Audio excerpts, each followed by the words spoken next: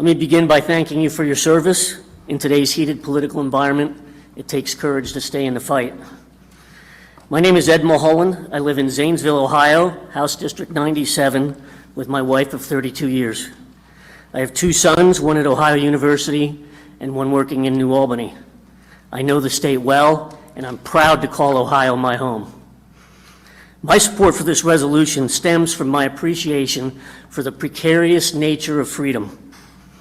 Americans have enjoyed the freedoms and bounties of our great nation for generations, but now we seem prone to take them for granted. I was fortunate, however, to gain an appreciation of our freedoms as a young cavalry officer stationed in Germany near the Fulda Gap. I walked along the border between East and West Germany. I saw the guard towers watching for freedom seekers who might attempt to escape the Iron Curtain. My defensive position at the head of the 3rd Armored Division was inside the 1K zone, overlooking the fence. There I enjoyed the incredible gratitude of the locals, who understood the precarious nature of their freedom as they lived in the shadow of that fence, which represented the ugliness of an all-powerful government exercising absolute control over its citizens. That experience taught me that freedom is indeed precarious, and I worry that we are slowly losing ours to a Leviathan federal government that is clearly never satisfied.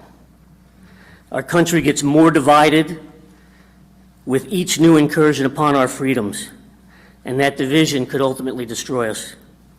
More rules, more regulations, more taxes, all from a self-glorifying, entrenched regime 400 miles away.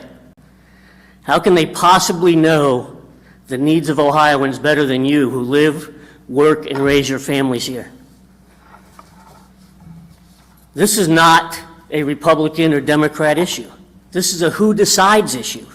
It's an opportunity to restore the balance of power, returning important decisions to the state level where citizens can have more influence.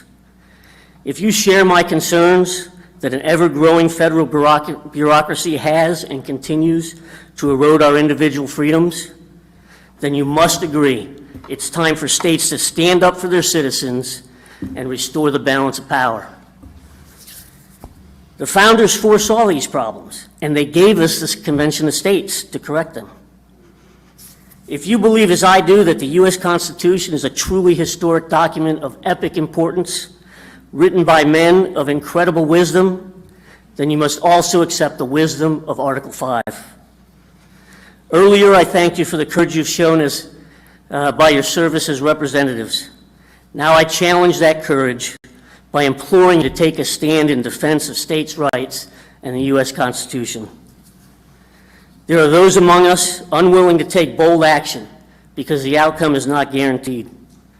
I say they share a legacy with those so aptly described by Theodore Roosevelt as timid souls who will never know victory nor defeat.